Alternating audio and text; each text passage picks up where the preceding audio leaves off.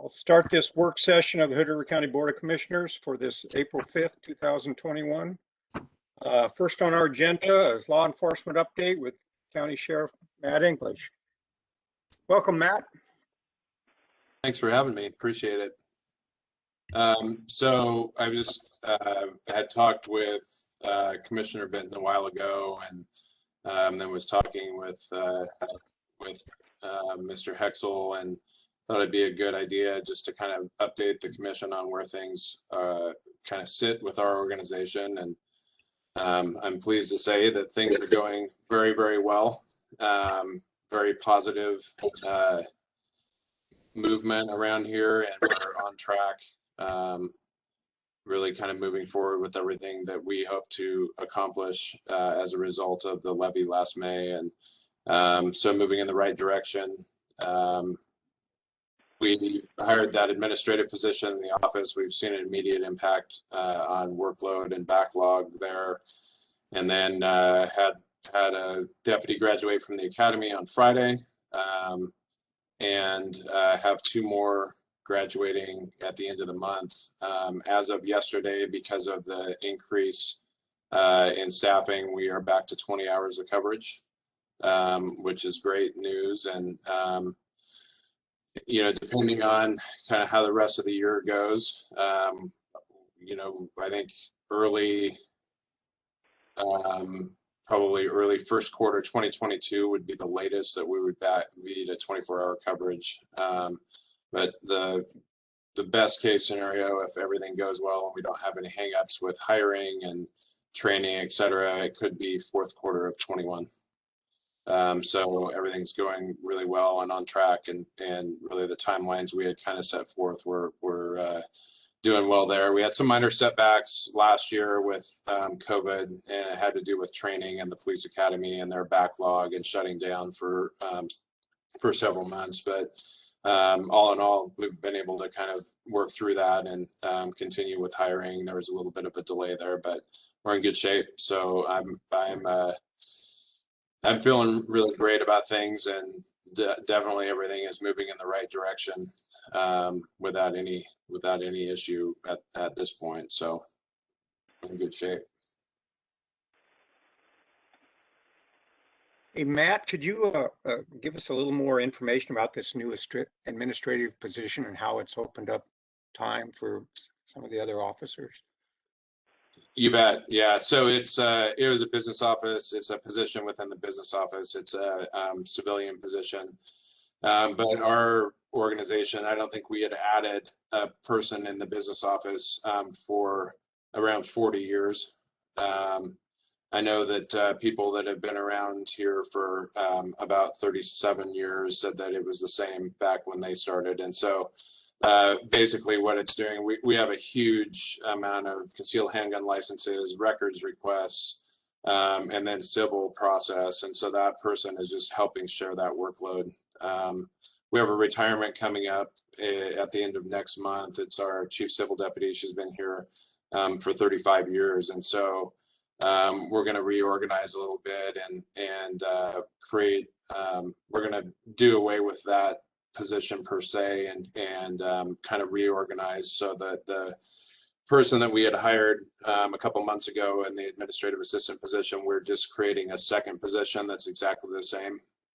So they'll share those duties so we can spread the workload. If we have somebody out ill, if somebody leaves, if you have training, whatever, that there's not an issue with our coverage and being able to complete that workload. And then we have people that are cross-trained, so they'll understand, you know, everything within the civil division, which comprises basically all the administrative functions within the organization. So, and those positions work with the organization, not only, you know, in the enforcement side, but they're working with 911, with parole and probation, emergency management, et cetera, and making sure that the entire organization's functioning, helping with the administrative duties there. So it's really been, it's a game changer. And so, you know, probably early in the summer, once we get the other person to replace our retiree, get them onboarded and trained, we're going to be able to spread workload even more. And make sure that we're meeting timelines and things like that. We've got statutory timelines with concealed handgun licensing. We're backed up. I think we're scheduling late May, if not into June by now. So that's going to, there is really no indication that that's going to slow down at this point. So, definitely need to have the help there so that we can meet the benchmarks that ORS requires. Any questions by any of the commissioners? Yeah, if I could just ask, Sheriff, you had given me some numbers when we talked a couple of months ago about what the backlog was on some of those administrative things. Have you seen a reduction in that backlog yet, or you're anticipating a reduction? In other words, are there any numbers I can throw at people when they kind of ask me questions about, gee, what's going on here? Why do we have this extra position? What sort of any specific numbers or examples you can give me? Yeah, I mean, we were like, as far as the concealed handgun licensing, which is just a portion of the civil duties, we've kind of reduced the wait time. I think we were at about 3 months at one point. We're down to about a month or a little better, and able to do 2 full days a week. Whereas before we added a second day, but that meant that that person was then not doing the other duties. And I think that we're going to see a pretty significant continuing workload just in the concealed handgun license portion of civil. But I think one of the things that we've seen is because the courts were shut down and slowed down for many months because of COVID, that there's kind of a huge backlog of civil papers that are probably going to come down the chute just because they've been delayed. One of the things that we do a lot too are have to do with evictions and with foreclosures and things like that within the civil division. And because there's been a stay and a moratorium on a lot of that stuff, it's not happening. I think at a state level that there's a lot of speculation that we're going to see a real flood, and some larger counties have already started to see that coming in. So it's going to be paramount that we have multiple civil staff that can handle that, because it's really time consuming and meticulous process, and there's a fair amount of liability there. So and I think just as far as the workload in general, again, kind of at least for probably darn near 40 years, we haven't had anybody in this business office. And so things have changed substantially within this county, regarding the workload and the things that we do. The number of people who live here and visitors, et cetera, all drive that workload. And so we've been dealing with backlog and backups and just not able to get to some of the things or put as much attention into things that we would like to. And so this is definitely going to assist with that. And can you remind me of the roadmap with the deputies? You said you had one deputy who just graduated from the academy last week. I think you said there are 2 more that are due to graduate soon. Yes. And so where does that put us in terms of number of sworn officers, and what is the plan for this for the remainder of this fiscal year? So it will leave one of our budgeted positions still vacant. And what our plan is that position will be filled July 1st. And then there's an additional position that was in the levy that's also in the budget for July 1st. So we would be adding 2 bodies on July 1st. And we're on track to actually hire on that day. So we were kind of made an assumption, that hopefully budget goes well. And so because it takes us so long to hire, we wanted to start that process this spring. And then by the time we get through all the interview rounds, psychological, physical, et cetera, that would put us on track for a hire date around July 1st. And so we'd be able to fill those budgeted positions right at the beginning of the fiscal year. So right now it puts us 1 down. So it's, I think that puts us at 17, but that includes myself and the undersheriff and all of our positions. So one of the things that we were able to do also is we had to leave the Marine deputy position vacant since April of 2020 because that deputy had gone to another agency, and we needed to focus and make sure that we had enough patrol staff to cover shifts. And so we were able to fill that effective April 1st and still go to 20 hours of coverage. So added additional coverage and filling that role, which we need to do because that's a state funded position and there's some benchmarks there. Can Matt, I just want to follow up on that really quick. Can you remind me where we were with respect to deputies prior to the levy passing, just for some perspective? I can't remember exactly where we were. Oh yeah, we were down a lot. Trying to think. At one point a year ago, we were at 12 hours of coverage, and we have hired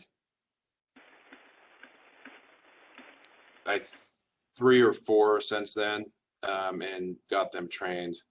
And so significant, change. We've definitely hired 3 since July 1st. So during this current fiscal year, we've got 3 new bodies to fill those vacancies.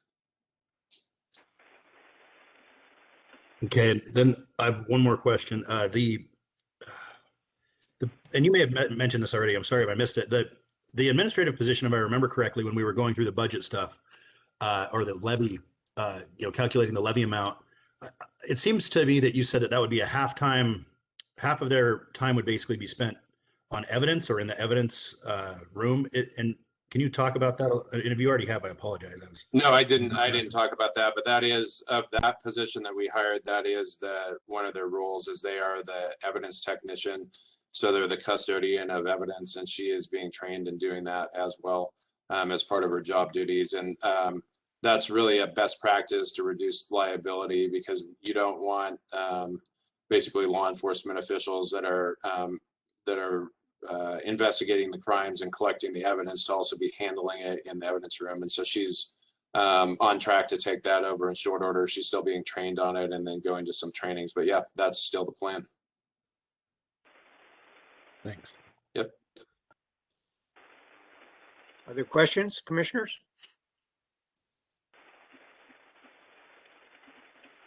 Hi, this is Karen. A little bit changing topic areas. I'm curious of what's going on at Norcor as far as incarcerations coming from Hood River, what you're seeing, if you're seeing any trends or property crime trends. This catalytic converter thing is weird going through the community. So if you could share anything about what you're seeing as far as incarcerations from Hood River. Thanks. You bet. Yeah, not necessarily any real trends that jump out as far as our incarcerations go, because we're still operating under COVID restrictions within the jail facility. So we're really limiting the people that go that are incarcerated to people that are committing serious felonies, person crimes, and then we've been able to kind of on a case-by-case basis, people that really need to be incarcerated because they're a risk to the community, we're allowing them to be housed at Norcor. All in all, our numbers are still down significantly from where they were about a year ago, just because of the COVID restrictions. And we've got such a high bar that we need to make sure that we meet at Norcor to keep everybody safe and keep COVID out of the facility. But, back on your, kind of statement about catalytic converter thefts, that's definitely a huge issue within the state right now. And there's a legislative fix right now, I know, to try to mitigate some of that. I can tell you that we are seeing a lot higher number of stolen vehicles in this community than we're used to, and it's a lot of recoveries too. So we're recovering a lot of vehicles stolen out of the Portland metro area. I was talking to one of our sergeants recently, and he said of the last 8 or so vehicles that they had recovered, that the catalytic converters were removed on all of those. He himself actually found 2 in one day on the west end of the county on Herman Creek Road, and they were both the same kind of vehicle within close proximity. They were large pickups, both stolen out of the Portland area, and both had their catalytic converters removed.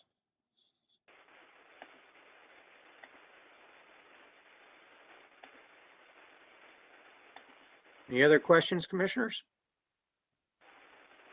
Jeff, anything to add? No, thank you.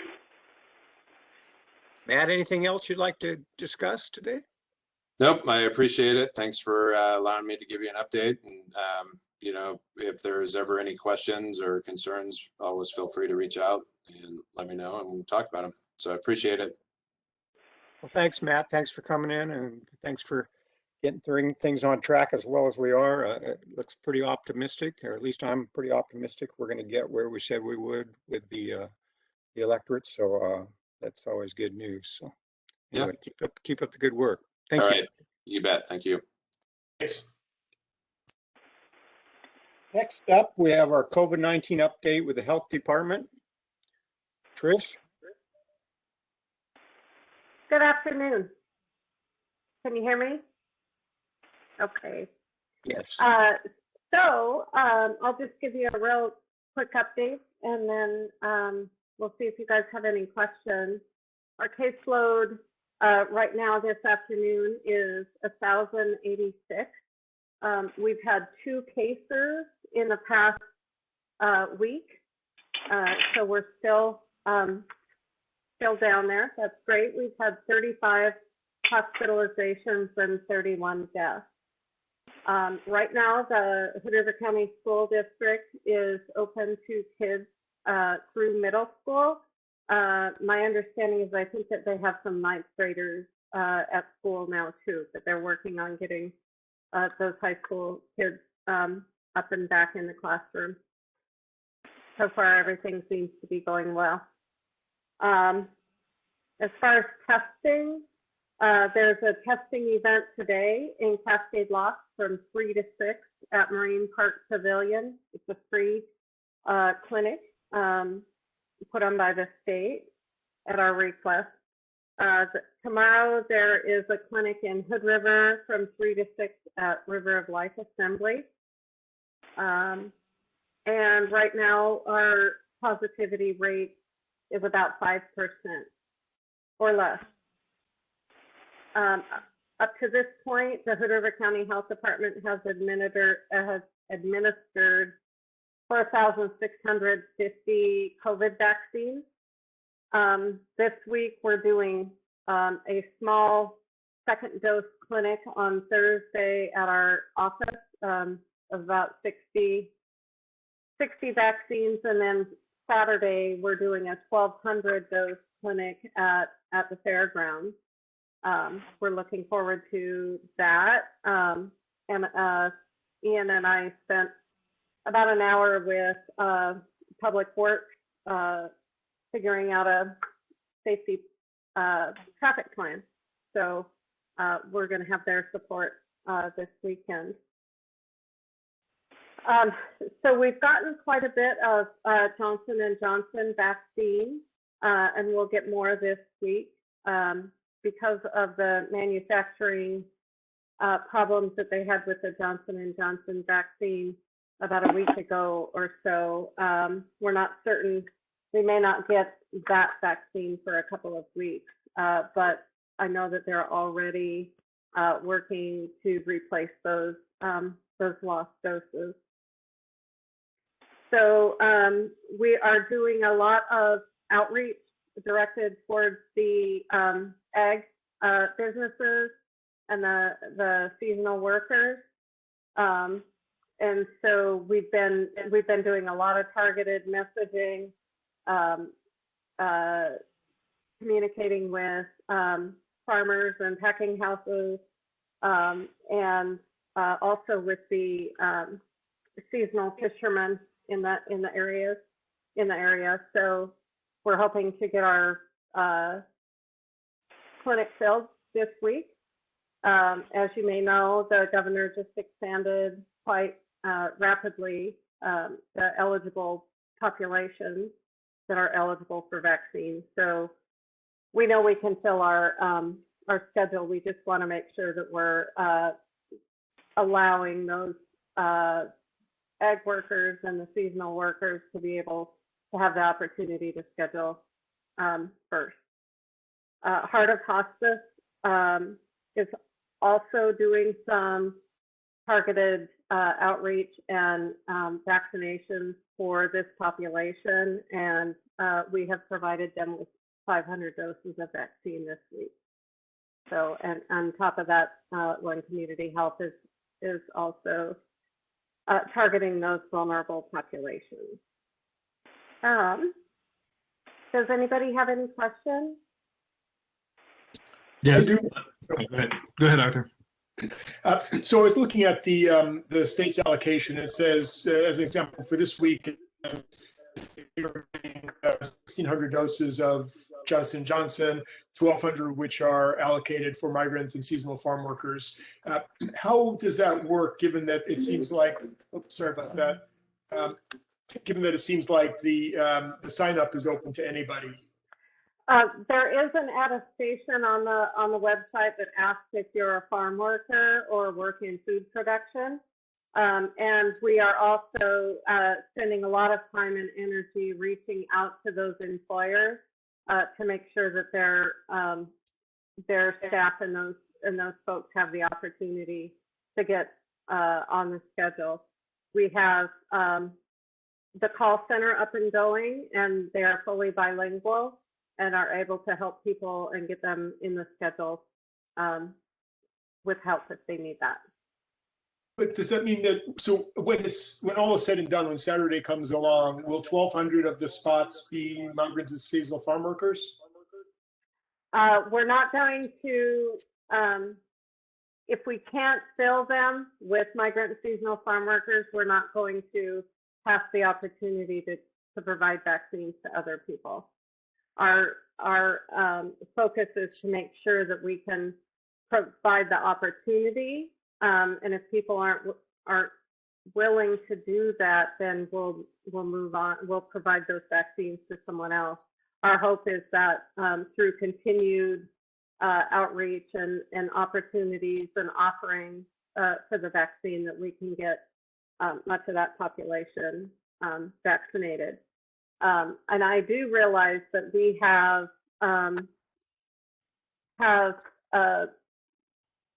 a peak in our migrant season, and I think that Darren shared that with you in her update last week. So we understand that we don't have a huge influx all at one time right now with migrant seasonal farm workers, and so we'll be offering these opportunities as we go. I'd like to speak to that. I'd like to speak to that really quick also, just to follow up a little bit. You know, I feel like we've had a couple opportunities to provide our crew with, you know, access to the vaccine. Initially, the initial opportunity we had was for a pretty good chunk of guys. Hardly any of our crew wanted to do it. And so I know some of those positions got filled with others. The second opportunity we have come around, which is this week, all the guys that came around, turned around and said they wanted to get it now. So I think that maybe a process that takes a while and to build confidence in the individuals. And so I think that the outreach is really good, Arthur, just to kind of answer your question from a grower perspective. And they're available. It's just getting the confidence in that population to want to take it. What happened in that week? Was it just time, or were they educated? What happened? I think it was. I'm not entirely sure. I mean, we've had some conversations. I'm more excited that they're willing to do it. I think I need to dive into it a little bit more and make sure that they actually follow through this week and get the shots. But it was just a hesitance. I had heard a rumor. You know, I don't want to say anything to offend anybody, but I know that there was. The guys were telling me that some of it was coming through the Catholic Church. They were getting some, you know, and I don't know if anybody else has heard that. It was odd to hear it, and I can't confirm it. It was a rumor, so I really don't want to, you know. But that was what some of them were telling me, and then at some point, after enough of them getting the shots, they just went away, and they kind of just said, you know, I want to get it. I'm comfortable now. So I'll try to do better research, but that's. I don't know if Trish has seen the same thing or not. Yes, vaccine hesitancy is something that we see a lot, and we talk about a lot. For many people, it's just what you said, that they see other people get the vaccine and it's not harmful to them, it is just a growing confidence in the positivity of having the vaccine, and it does take people a while to get used to that idea. So we're going to continue to reach out to those folks. We'll continue to provide as much education as we can through radio, print, outreach with our partners, and hopefully we'll be able to get more and more people who are willing to get the vaccine. We want to make it as easy as we can, and that's why we've made a Saturday clinic, a long day Saturday clinic, when more people would be available to come. We're also holding, we'll also have extra vaccine doses in case people show up that don't have appointments. We'll be able to get them in. But we are willing to do what we need to do to get the vaccine offered to every person. Trish, I want to just add a little bit on that, since we're talking about the seasonal and migrant farm workers. Our whole crew is set up to get vaccinated tomorrow. Only one person that works for us this time is declined, and he doesn't live on the place, but it was his choice. As far as the Catholic thing, my wife's Catholic, and we went through this whole process with our workers. There was some concern about the Johnson & Johnson by the way it was developed, but it's my understanding the Pope has come out himself and said, get the shot. So that information's getting out there, and they're not declining because of that anymore. At least our guys aren't, so I appreciate that. Just one comment. We keep talking about migrant and seasonal farm workers. I really don't have migrant and seasonal farm workers anymore. They live here all the time. They work year round. And so we're getting our farm workers vaccinated, not our migrant and seasonal ones, because the only ones that migrate in season might come in at harvest, just a few extras or some extras. I think overall, there's a percent that comes in harvest, but there's a lot of workers in the farms now that stay here year round. Bob, Right. Have you seen that too? Yeah, I'd agree with that. Mm-hmm. Yes, we have been, we talk about the fisheries and egg workers and food production in general. When we talk about food production, a lot of people think we're talking about restaurants, and that's not what we're talking about. So we've kind of made a conscious decision to be a little more specific than just food production, just because of that issue. Starting this week, however, the eligible groups have opened up pretty widely. It's basically almost anybody in the county that can get the vaccine. So I'm sorry, go ahead, Trish. And Commissioner Joplin and I both met with Oregon Health Authority last week about our vaccine allotment, and it does appear that we're, at least for the last couple of weeks, have been getting significantly more vaccine than we had been receiving. Les, did you have a question? No, it got answered. Thank you. Okay, great. Well, I'm glad to hear that the Oregon Health Authority meeting went well. It's good. I've got a few more, if that's okay. Okay. So when this whole thing started, the discussion was that there would be a large contingent of the vaccines that people would be getting through their primary care physicians. And I'm wondering how that's working now. I know, I'm eligible now. I went to my PCP and signed up, or I started the process there, but it seems like it would be so much easier just to sign up on your website where I could get an appointment immediately. How are we making sure that people are going through their PCP if they have one, or is that not the plan anymore?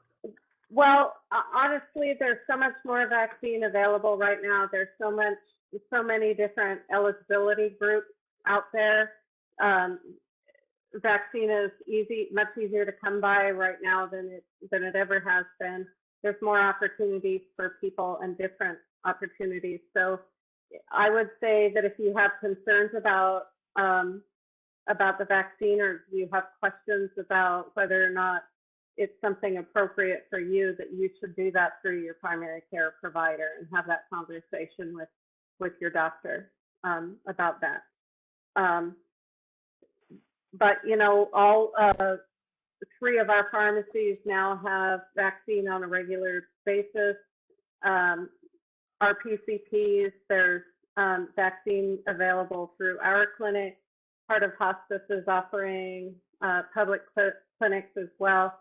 And it's just, it's just pretty widely available.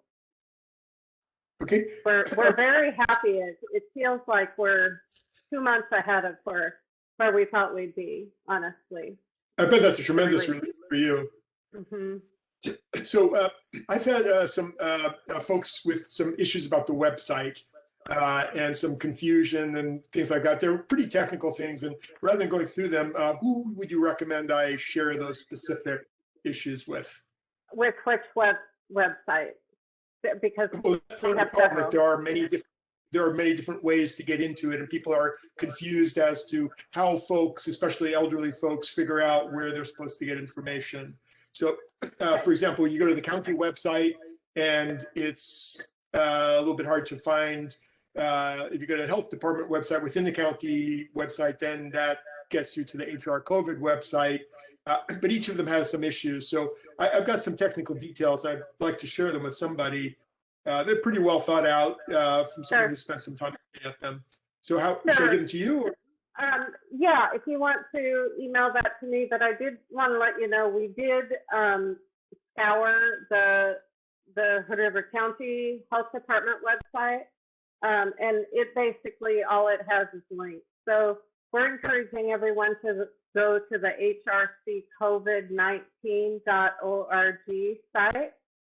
There's testing information there. There's vaccine information. There's information about the disease, and so that's basically where we're asking people to get their information. The call center phone number is also on that website. If people call the health department, we'll be happy to give them that phone number, or happy to help them ourselves if we have the time to do that. Well, actually, if you go to the HR COVID website, it gives you an information number, but it doesn't give you the call center number. You have to listen to the information number recording, and then you get to the other one, which seems like a lot of extra to lose some people. Just I'll give you a list with the details. That would be great. Yeah, I'd be glad to address those. So thank you.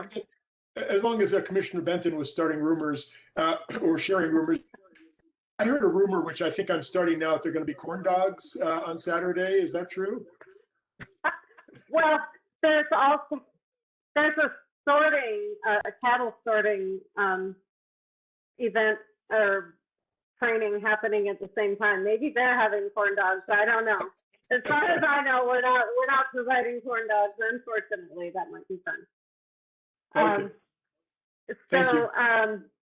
The other request that I have, and it's in your, it's on, I submitted an agenda request form, was to have you guys sign the attestation form to say that we're done with groups 1 through 4, which we have been for a while, but we just wanted to make sure.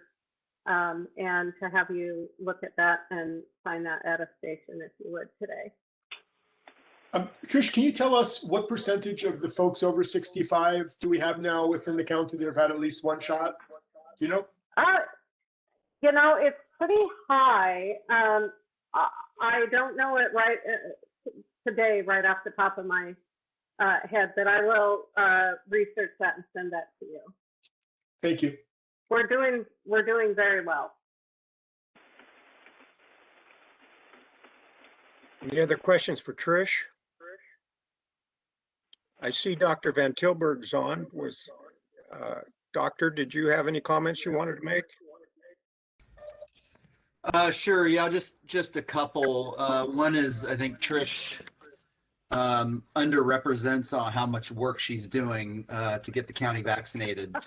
We have, I think, fairly accurately about 14,000 doses have been given in the county. And even though those haven't been done by the health department, you know, we're orchestrating those. So I think we're about 14,000 doses given, well ahead of our similar size counterparts.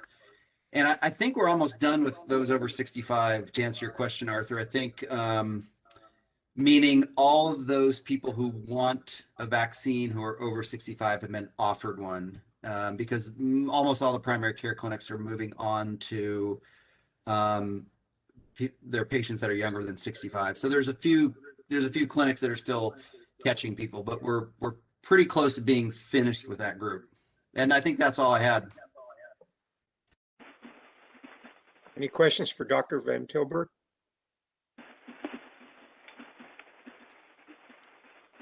Okay.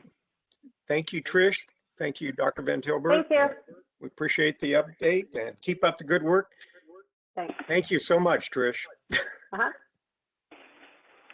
Okay, next up on our agenda is Enterprise Zone Reauthorization Update.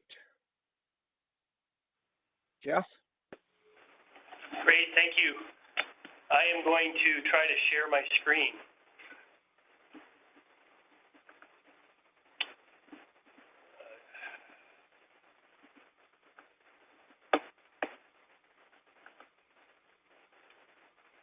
To find it. There's a virtual button at the bottom of your screen there, Jack, that says share. If you click that, and you can select what you're needing.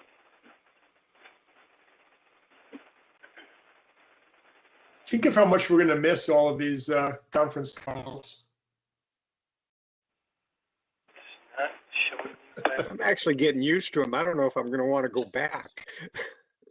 I don't know what any of you guys actually look like. I've never seen your backs. Are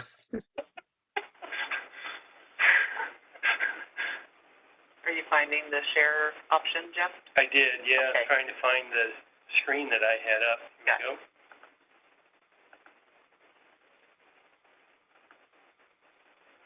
Wow. Oh, you know what? Oh, there you go. I had it on the link, and now I can't get it.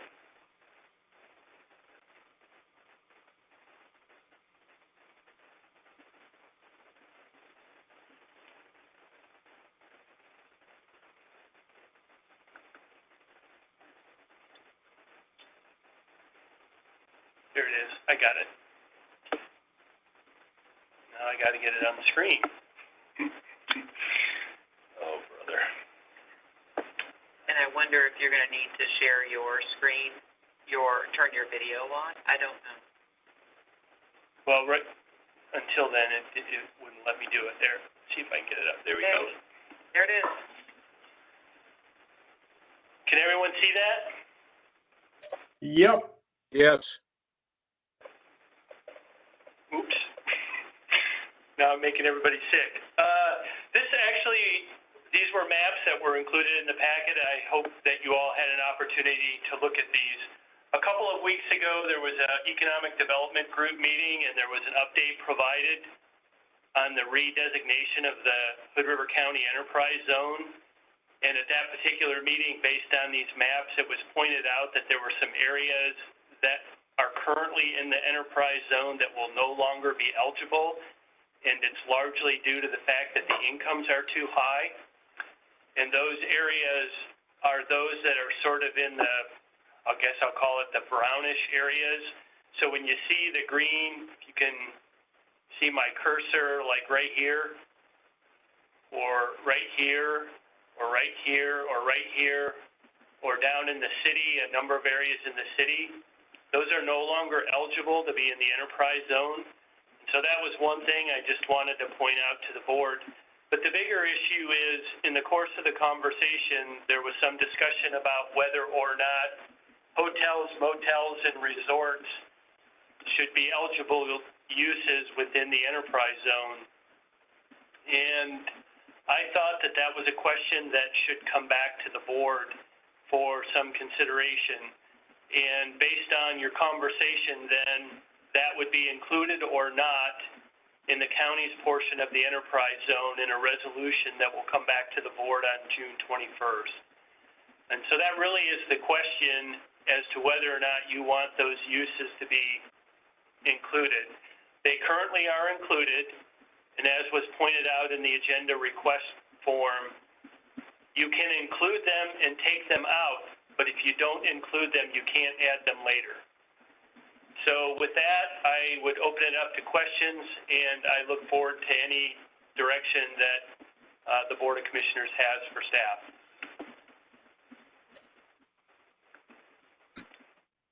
Jeff, Well, I think it said something about that you can allow hotels and motels and resorts in some areas, but not in others. Can we parse it that way, or is it or are we all one enterprise zone? So I think you're speaking about the cities versus the counties, and so it is based on what each of the areas do.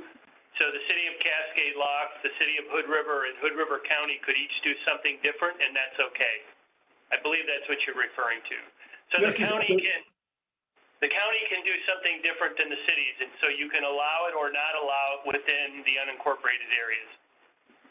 Okay, yeah, that's exactly what my question was. I guess what I'd like to share with the commission is that I am somewhat skeptical of the broad application of enterprise zones that we've been doing historically as to its efficacy. I've worked with the companies locating here, and I found that very few of them made a decision or even influenced by the enterprise zone. And especially I find it questionable that we would be incentivizing hotel construction within the city of Hood River. That's going to happen whether or not we decide to forego taxes for 3 or 5 years on that. So I know that there's a ship that's already sailed on proceeding down this road, but I would encourage people to spend some time looking at some of the specific applications that we've had of enterprise zone and see how many of them you actually think enterprise zone made a difference. Brian Beebe has all of that. That's all pretty well laid out. And the places where it's been used in the last couple of years, enterprise zone to me, I see the application more in Cascade Locks than I do in the city of Hood River, for example. I think the Hood River examples that I've seen have been, it's been a nice bonus to give to the person who's, to the company that's chosen to locate here, but it's not why they chose to locate here, and it didn't make a decision. It didn't influence the size of the development.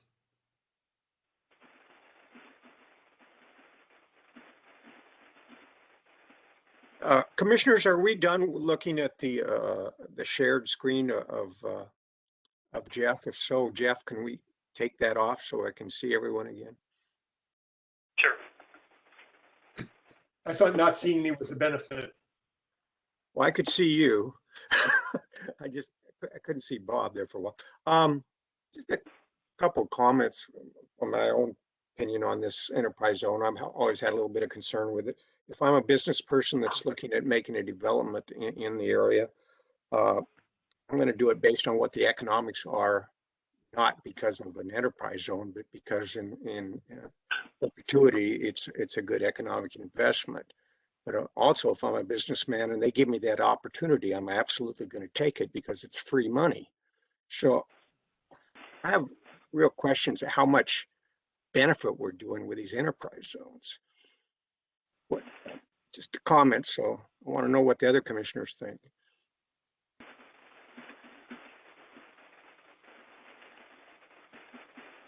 Well, this is Karen. So it seems the question at hand is around hotels, motels, and resorts, correct? That's the only thing we're making a decision on? Yes, that was Yes. what staff was requesting. So I think that all of the comments that Arthur made and what Mike just made are all good comments and certainly relative to bigger discussions around zones in general. But it seems like at hand what we need to decide if we want to continue to include hotel, motels, and resorts. And I would agree with Arthur's points around decisions to invest in this area for those three types of business models are not currently dependent on enterprise zones. I would continue, as he's to support the enterprise zones in our other areas that have less economic development, like Cascade Locks and maybe the Odell and Upper Valley areas, not necessarily the waterfront areas and the Hood River city limit areas. Am I on track there? Yeah, I think so. Other commissioners? Yeah, I think I would agree as well. It seems to not be with the businesses that I've run into, like Commissioner Babbitts has said, they're moving to the area. They're actually just trying to get here. They're looking for a spot. I think it's more of the availability of land, not so much the, not the incentive to get here. And then I would also agree that, maybe there is value there in Cascade Locks, but for Hood River County, I don't know that it is. I think maybe we're just throwing, with a good intent of offering that opportunity to a business. I don't know that it's the best benefit to the tax structure and our reserves and bottom line.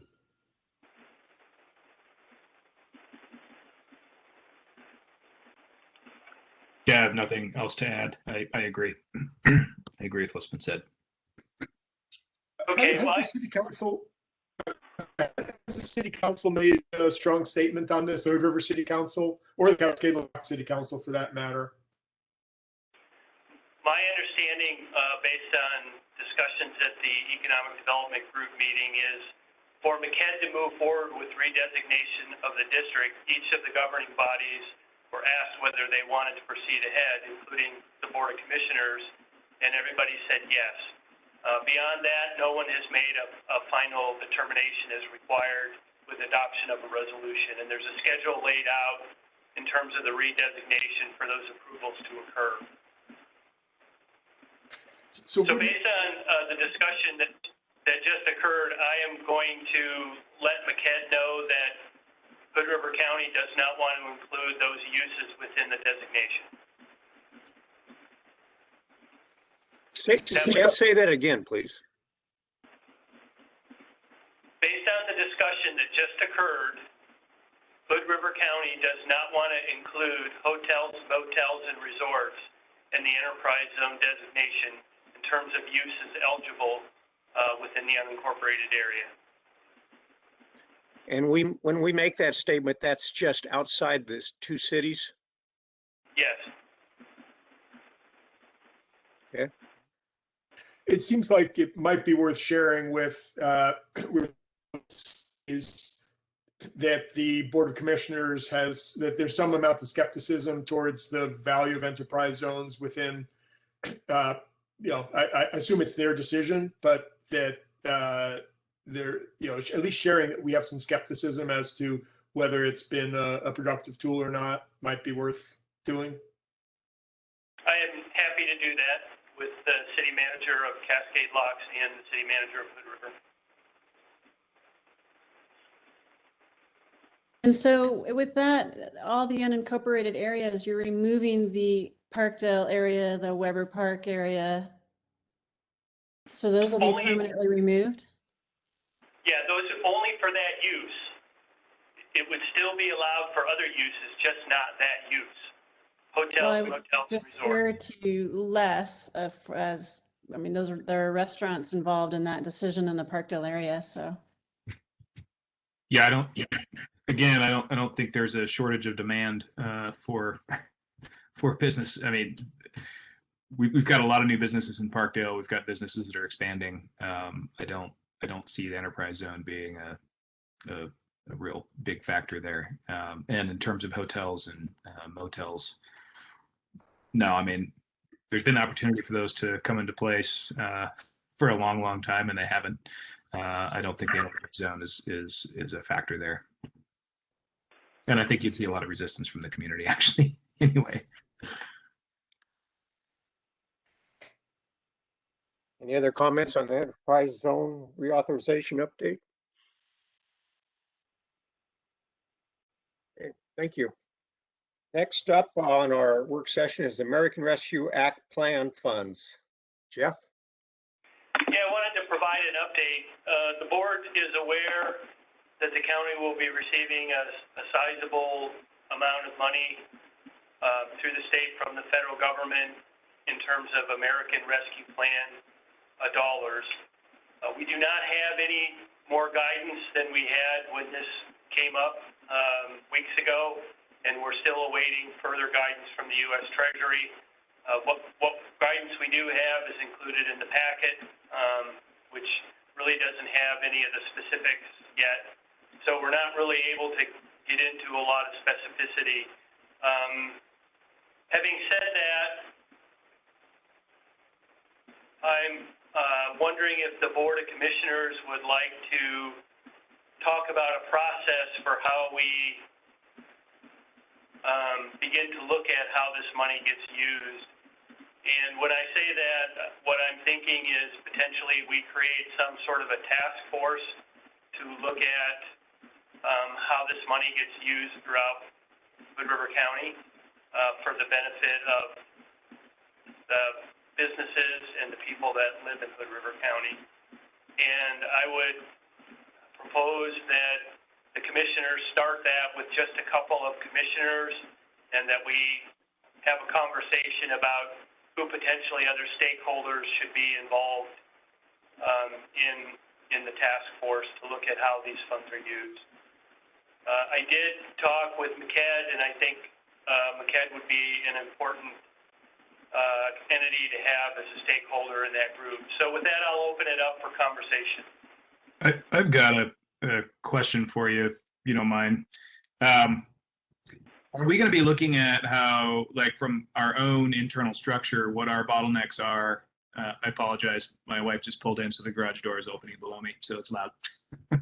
Are we looking at our own internal capacity? Like, I look at planning and building and the amount of backlog that we have there.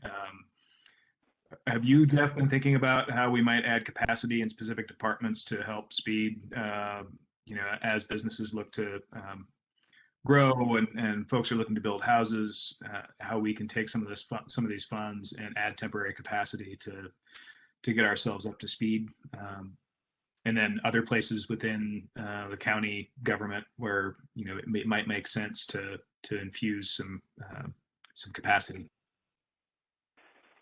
I think from staff's perspective, what we will look to is using this money to support the county's organization in terms of mitigating the impacts of COVID.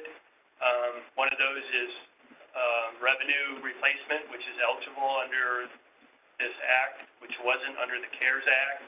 So that's one of those things. It could be the things that you mentioned. We don't really know the specifics yet in terms of what it can be used for and what it can't be used for. But we know that at some point we will get better information than what we have now. So those things are possible, and if we can do those things with the dollars, then absolutely. Thank you. Well, I think there's a lot of things like this that we can look at, and we're going to have to do a lot of thinking about this. Commissioners, anyone interested in being on that task force? Yeah, I definitely have been spending some time thinking about this, and I would like to. I was going to start telling you all my priorities, but I think maybe I can wait on that. I'm super surprised, Arthur, that you've been thinking about this and have ideas. Well, I actually did read a good portion of the bill, 630 some odd pages, I think. Oh, man. But let me just make one comment on that, though. What I find very difficult to understand here, what I think makes our job harder here, is that there are specific programs within the text of the bill which are designed to help small businesses and daycare and restaurants. That each of them has a specific carve out, and then at the end there's a bunch of money that's dumped into local government, and local government has the ability to help small businesses and any other economically distressed areas, or anything that's helpful to make the economy rebound more quickly.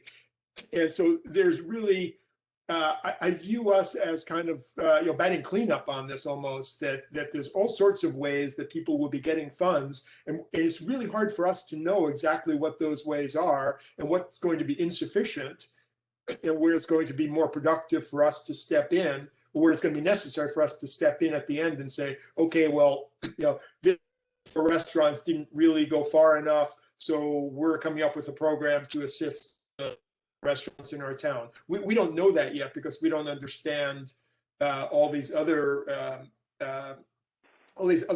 elements. The piece that relates to counties is very small, and there's just 4 criteria there. But then the other criteria, who knows? There's pages and pages on all that other stuff. Any other commissioner be interested? Serving on that? I'll do it. I can argue with Arthur about why we should give more money away. That's probably a good combination. Well, So remind me, which side am I on? Your big government spends it. We need to double the size of the county with that money. That's your position. Mine is give it to the people.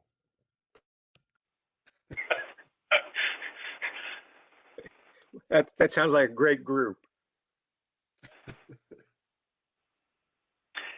Thank Okay, you. Jeff. That's what I was looking for, is a place to start. So I appreciate that. My only comment moving forward, Jeff, is that I certainly appreciate and like the idea of an ad hoc group to focus on this, but it's a significant amount of money for some of our small counties like ourselves. So I'd like the whole commission to continue to be a part of the conversation. So ad hoc, yes, but lots of involvement for all of us, all 5 of us, I think is important too. Agreed. Yeah, there's a reason there's only 2 commissioners on there. It takes 3 to make a decision. But could we schedule a special meeting to really dive into this? Let Bob and I come up with some high-level recommendations or priorities, and bring it back then, so we can get an official meeting to talk about it. Absolutely. Seems like a long work session would be great. Yeah, it's going to be huge, and it's going to be important, and there's going to be a lot of interested people. I'm already getting the emails. So I'll start forwarding to you and Bob. Anything else you need on that, Jeff? Nope, that was it. Thank you. Okay, appreciate it. By the way, Go ahead. We are allowed to use to purchase corn dogs for the vaccination events. Yeah, I think the Odell Lions is going to have their snack wagon there, and they have lots of corn dogs. Anyway, at this time, I'm going to close the work session for April 5th and open up our special business meeting. And at this time on our agenda is the consent agenda. Will we approve the consent agenda? Second. Been moved and second. Is there any discussion on the consent agenda?